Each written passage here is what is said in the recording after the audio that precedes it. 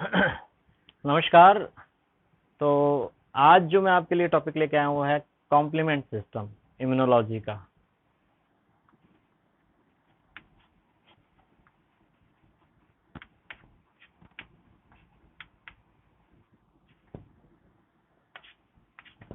Complement system, देखिए हमने अब तक बहुत सारे जो है टॉपिक पहले पढ़ चुके हैं।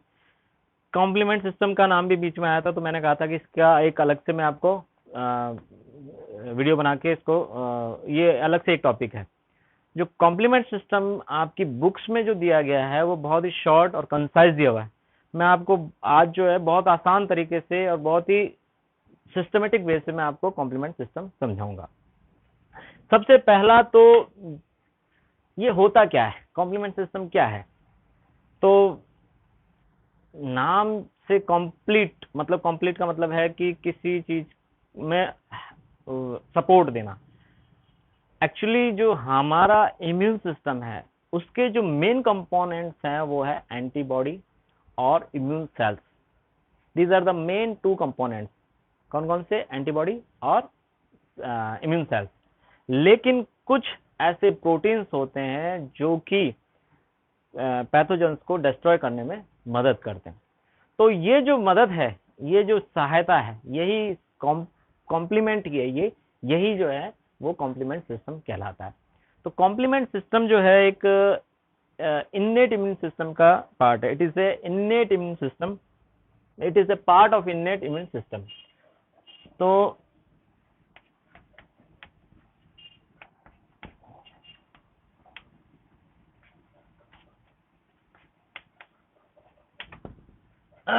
इन्नेट इम्यून सिस्टम का ये भाग है। कैसे है ये? क्योंकि यह नॉन स्पेसिफिक तरीके से काम करता है। नॉन स्पेसिफिक तरीके से ये मतलब है कि दो तरीके से फंक्शन करते हैं। एक होता है स्पेसिफिक मैनर से और एक नॉन स्पेसिफिक मैनर से।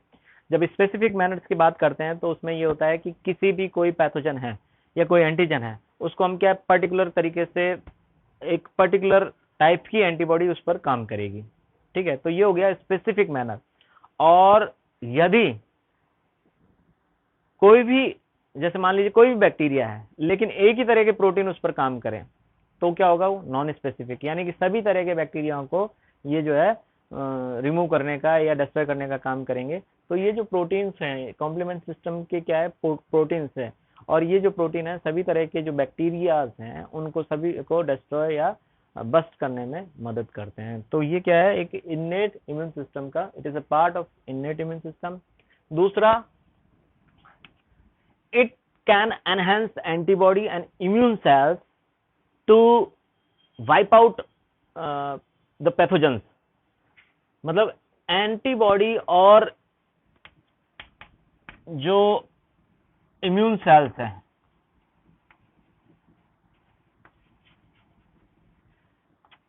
इनकी जो एक्टिविटी है उसको एनहेंस कर देते हैं। पैथोजेंस को रिमूव करने के लिए ये जो एंटीबॉडी और इम्यून सेल्स है उनकी जो ये एक तरह से हेल्प करते हैं, उनके फंक्शन को ये बढ़ा देते हैं। ठीक है। और अब इसका जो तीसरा सबसे महत्वपूर्ण फंक्शन है वो है लाइसिस ऑफ बैक्टीरिया।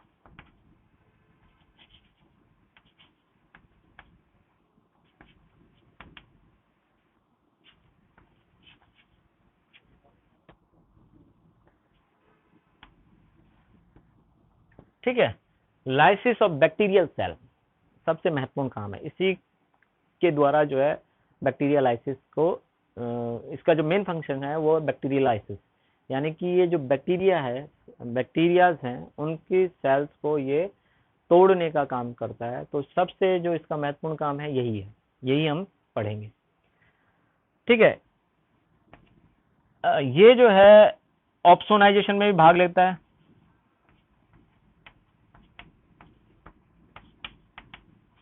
ऑप्सोनाइजेशन का क्या मतलब है?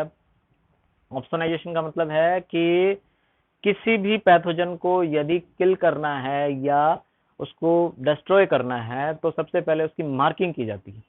तो ये जो मार्किंग है यही कहलाती है ऑप्सोनाइजेशन। क्या होता है कि कोई भी बैक्टीरिया है, उस बैक्टीरिया को सबसे पहले उसकी मार्किंग होगी। मार्किंग कैसे होगी? कि जो एंटीबॉडी हैं वो सबसे पहले उस उस पैथोजन को घेर लेती हैं। तो जब घेरेंगी तो वो एक तरह से मार्किंग हो गई, वो हमारी जो इम्यून सेल्स है और अन्य तरह की जो टी हेल्पर सेल्स हैं उनको ये मैसेज देती हैं कि भाई ये जो है ये एंटीजन है और इसको हमें डिस्ट्रॉय करना है। तो ये जो ऑप्सोनाइजेशन की प्रोसेस है इसमें भी ये मदद करता है। फिर उसके बाद है ये इन्फ्लामेशन।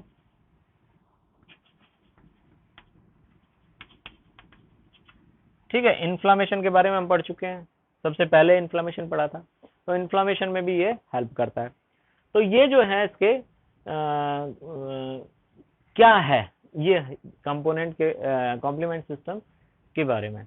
अब आते हैं इसके कंपोनेंट के बारे में। हम जो जो ये टॉपिक कवर करेंगे वो तीन मुख्य बिंदुओं पर कवर करेंगे कि पहला तो हम पढ़ लिया कि कॉम्प्लीमेंट होता क्या, दूसरा उसके कंपोनेंट्स क्या क्या हैं, कौन कौन से कंपोनेंट्स हैं वो, और तीसरा पाथवेज या ये कैसे काम करता है। ठीक है, तो पहला हमारा ये जो है ये हो गया। इसके बाद हम आते हैं कंपोनेंट्स पर। अब यदि इसके कंपोनेंट्स की बात करते हैं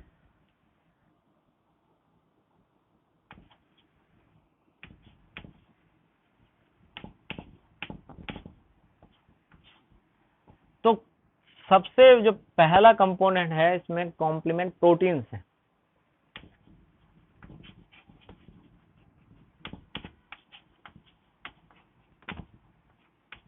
ठीक है, इसमें C1 से लेकर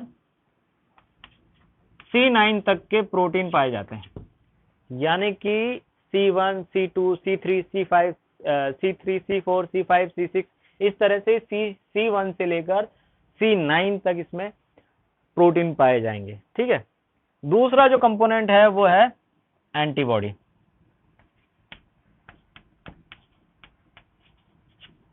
तीसरा जो कंपोनेंट है वो है इसमें फैक्टर्स हैं, फैक्टर बी, डी और पी, ये फैक्टर्स हैं। और चौथा कंपोनेंट है लैक्टिन। ठीक है, ये सारे के सारे प्रोटीन है। ये जो है कॉम्प्लीमेंट प्रोटीन है, ये भी प्रोटीन है। एंटीबॉडी है, ये भी प्रोटीन है। ये क्लासिकल पाथवे में काम में आती है। ठीक है, ये फैक्टर बी, डी और पी ये अल्टरनेट पाथवे होता है, उसमें काम में आते हैं। और लैक्टिन, ये लैक्टिन पाथवे होता है, उसमें ये काम में आते हैं। ये C1 से जो C9 प्रोटीन है ये क्या होता है, हर एक प्रोटीन C1 से C9 तक हर एक प्रोटीन जो है दो सब यूनिट से मिलकर बना होता है। एक होता है A और दूसरी होती है B। ठीक है, ए जो सब यूनिट है, सब यूनिट यानी कि उसकी जो है उप इकाई, यानी कि दो चीजों से मिलकर बनी है, कहने का मतलब ये है। और उसको हम बोल रहे हैं पूरा प्रोटीन C1, C2, C3 इसी तरह से। तो हर एक जो प्रोटीन है वो दो सब यूनिट से मिलकर बनी है। इस सब यूनिट को बोल रहे हैं ए और बी। ए यूनिट ज्यादातर, देखो मैं एक चीज ये कह रहा हूं, ज्यादातर ए सब यूनिट छोटी होती है, स्मॉल होती है, और बी यूनिट जो होती है वो लार्ज होती है। ठीक है, ये जो सब यूनिट है ये इनएक्टिव होती है और ये जो सब यूनिट है वो एक्टिव होगी। ठीक है, तो क्या हुआ कि हर एक प्रोटीन जो है C1 जो से लेकर 9 तक जो प्रोटीन है वो हर एक दो सब यूनिट से मिलकर बना है, ए और बी। ए जो है छोटी यूनिट है, बी है वो बड़ी यूनिट है। ए ज्यादातर इनएक्टिव होती है जबकि बी जो है एक्टिव होती है। केवल ज्यादातर इसलिए बोल रहा हूं क्योंकि सिर्फ एक जो है C2 प्रोटीन है जिसके अंदर जो है ए लार्ज यूनिट होती है और बी वो होती है स्मॉल यूनिट होती है। बाकी सब में C1 से लेकर और C9 तक यही पैटर्न को फॉलो करते हैं। ठीक है, तो ये तो हो गए इसके कंपोनेंट्स। अब आते हैं हम इसके पाथवे पर। तीसरा जो है पॉइंट है वो पाथवे का है।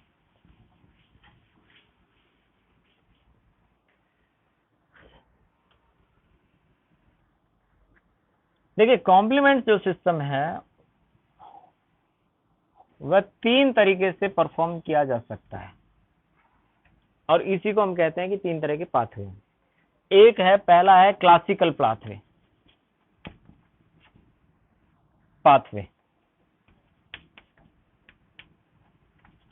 दूसरा जो है वो है अल्टरनेट पाथवे।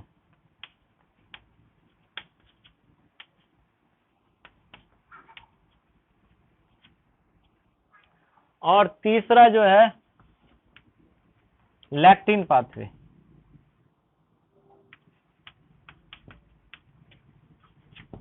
ठीक है, इन तीनों जो पाथवे हैं इनका एम क्या है? एम है बैक्टीरियल सेल लाइसिस, यानी कि बैक्टीरिया सेल को लाइसिस करना।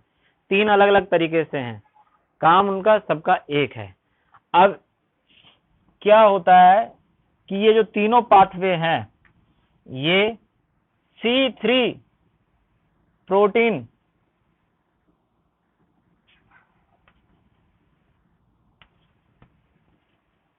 के एक्टिवेशन तक अलग अलग होते हैं। C3 मतलब C3 प्रोटीन, जो हम कॉम्प्लीमेंट प्रोटीन की बात कर रहे हैं। और इसके बाद का जो पाथवे होता है वो कॉमन पाथवे होता है, और इसका मेन एम क्या है?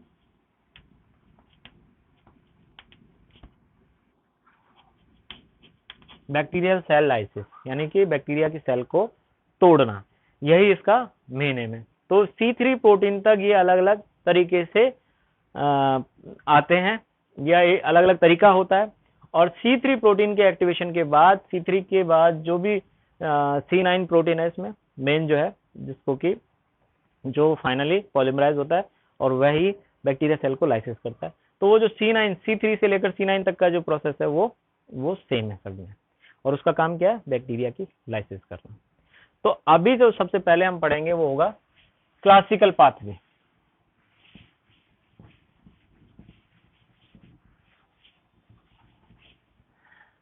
क्लासिकल पाथवे के लिए मैं एक डायग्राम बना देता हूं, और उस डायग्राम को जब मैं पूरा ड्रॉ कर दूंगा उसके बाद मैं आपको जो है ये वीडियो एक्सप्लेन कर दूंगा, नहीं तो उसमें डायग्राम बनाने में काफी जो है टाइम वेस्ट होगा अपना। हाँ, तो ये मैंने डायग्राम बनाया है कॉम्प्लीमेंट सिस्टम का। ठीक है, अभी मैं इसको एक्सप्लेन करता हूँ। देखिए, ये हमारे पास टारगेट है। क्या है ये टारगेट? ये बैक्टीरिया।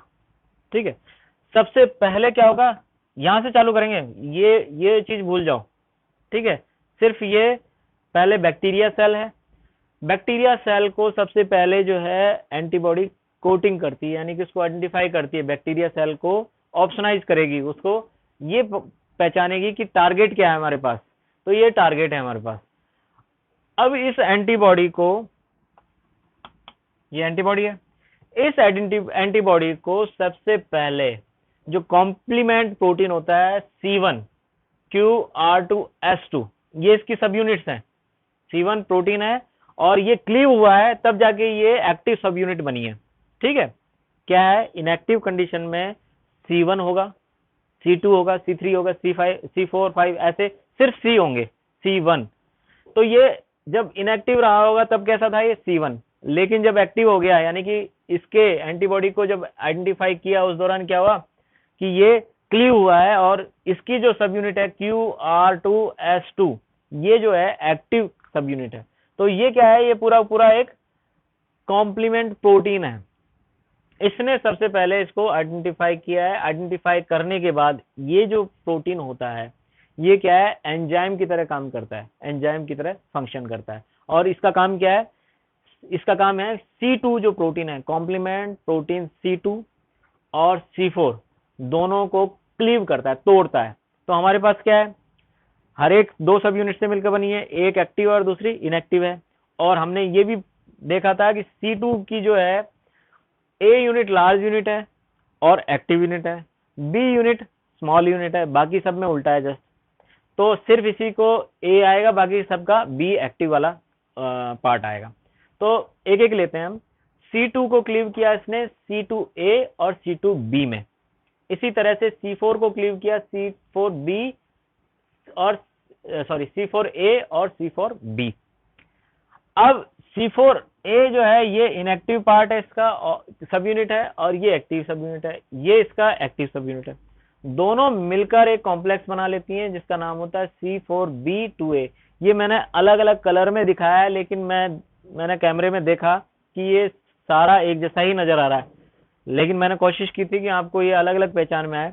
तो ये मैंने ब्लू कलर में लिखा है, ये ग्रीन कलर में लिखा है, इसका बॉक्स जो है वो येलो कलर में लिखा हुआ है। ठीक है, अब ये जो कॉम्प्लेक्स बना है, ये कॉम्प्लेक्स है, ये फिर एक एंजाइम की तरह फंक्शन करेगा। और एंजाइम क्या काम करेगा कि ये C3 को क्लीव करेगा, और इसका जो नाम होगा वो होगा C3। जब ये कॉम्प्लेक्स बन जाएगा इसको मिलने के बाद, तो इसको बोलते हैं C3 कन्वर्टेज। ठीक है, तो ये जो C3 कन्वर्टेज है, ये क्या काम करता है, C3 जो प्रोटीन है, कॉम्प्लीमेंट प्रोटीन है, उसको ये क्लीव करता है। ये जो प्रोसेस होती है इसको बोलते हैं कैस्केड। मतलब क्या हुआ, कैस्केड मैनर में, कि एक एक्टिव हुआ, उसने दूसरे को एक्टिव किया, दूसरे ने तीसरे को एक्टिव किया, और तीसरा ने चौथे को एक्टिव किया, और सारे मिलकर एक साथ फंक्शन करते हैं। तो ये कैस्केड मैनर में काम करते हैं। तो यहाँ पर क्या हुआ, सबसे पहले ये एक्टिव हुआ, इसने इन दोनों को एक्टिव किया, ये दोनों मिलकर C3 जो है कॉम्प्लीमेंट प्रोटीन है उसको ये क्लीव करते हैं, यानी उसको तोड़ते हैं। उसकी जो एक्टिव सब यूनिट है C3B, वह इस C3 कन्वर्टेज से मिलती है, फिर उसके साथ एक और सब यूनिट मिल गई। तो ये जो नया कॉम्प्लेक्स बना है, ये कॉम्प्लेक्स है C4। देखो यहीं से चल रहा है सारा कुछ, C4B2A3B, C4B2A3B। ये अलग अलग कलर में है, लेकिन आपको पता नहीं कैसा दिख रहा होगा, मुझे नहीं पता। तो C4B2A और 3B, C4B2A3B। ठीक है, तीनों मिलकर एक कॉम्प्लेक्स बनाया, और यह जो कॉम्प्लेक्स है यह C5 को क्लीव करने का काम करता है। C5 जो कॉम्प्लीमेंट प्रोटीन है उसको तोड़ने का काम करता है, इसलिए इसको कहेंगे C5 कन्वर्टेज। ठीक है, C5 कन्वर्टेज। इसने क्या किया, C5 को तोड़ा, फिर C5A और C5B सब यूनिट में 2T, C5B C6, C7 और C8 के साथ मिलकर C9 का क्या करते हैं, पॉलीमराइजेशन, या ये पॉलीमरेज की तरह काम करता है। ठीक है, और यदि इसको लिखना चाहे पॉलीमराइजेशन, तो पॉलीमराइजेशन लिख लो। तो ये क्या हुआ, C5B6, C6, C7, C8, ये फिर एक कॉम्प्लेक्स बनाते हैं, और ये जो कॉम्प्लेक्स है ये पॉलीमरेज की तरह फंक्शन करता है। और किसका काम करता है, किसको पॉलीमराइज करता है, ये C9 प्रोटीन है। अब ये मैंने C9 प्रोटीन दिखाया, ठीक है, ये C9 प्रोटीन है। ठीक है, ये C9 प्रोटीन का जब पॉलीमराइजेशन होता है तो ये एक ट्यूब लाइक स्ट्रक्चर बना लेता है।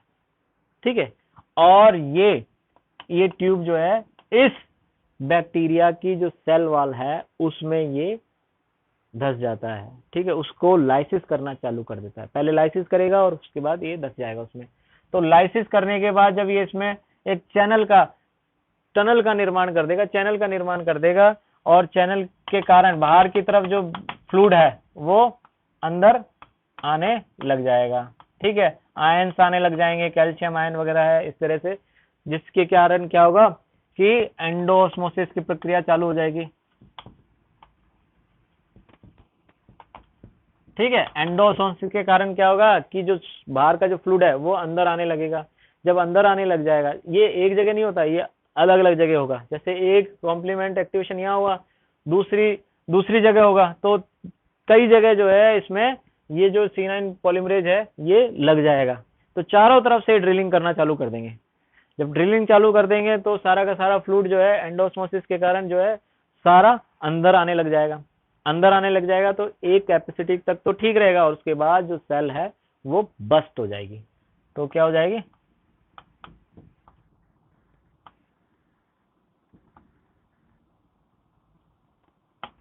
ये फूट जाएगी।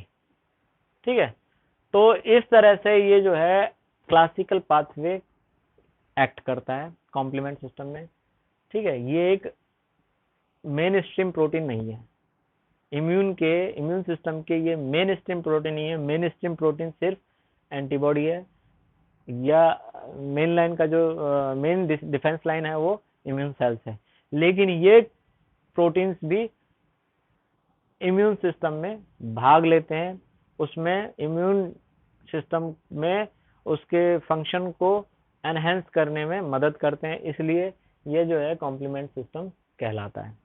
ठीक है, तो मुझे लगता है कि ये जो चीज़ है ये आपको जो सिंपल अपनी टेक्स्ट बुक है उसमें नहीं है, डायग्राम वगैरह भी नहीं है ये। तो ये यदि डायग्राम आप पूरा बना लोगे एज इट इज, तो और इसको एक्सप्लेन करना फिर बहुत आसान रहेगा आपके लिए।